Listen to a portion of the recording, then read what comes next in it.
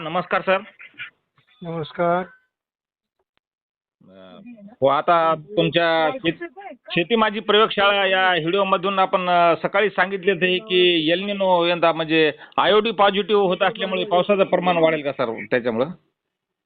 आयोडी positive होईल की नाही हे डाऊटफुल आहे. हां कारण तो होऊ पण शकतो नाही पण. त्यामुळे जर झाला तर आपल्याला फायदाच आहे. हां. पण नाही झाला तर मात्र तापदायक आहे. पण आता पहिला आठवडा तर एकंदरीत जर पाहता तर चांगला राहील. हा जुलैचा पहिला आठवडा चांगलाच आहे. हां हां हां. आणि पुढे कसं वातावरण बनतं हे डिपेंड आहे. हं. कारण सगळं आता एल निनोचा प्रभाव वाढत चाललेला आहे. हां. आणि त्याचा जसा प्रभाव वाढेल तसं पावसाचं प्रमाण कमी होत जाईल. मात्र त्याच वेळेस जर आयोडी सक्रिय झाला तर मात्र आपल्याला सगळं आपल्या इच्छेनुसार होईल. म्हणजे आपण जो अंदाज दिलेला आहे 97% हो हो तो हो. पूर्ण सक्सेस होईल.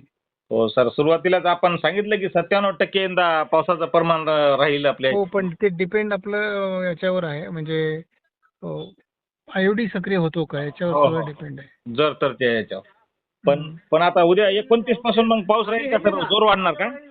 हा? उद्या 29 पासून पाऊस वाढणार काय? हो हो, पाऊस तर वाढणारच आहे. त्याची व्याप्ती एक एक दिवसांनी वाढत जाईल पुढे. म्हणजे 5-6 तारखेपर्यंत ती व्याप्ती टिकून राहील. Okay okay sir.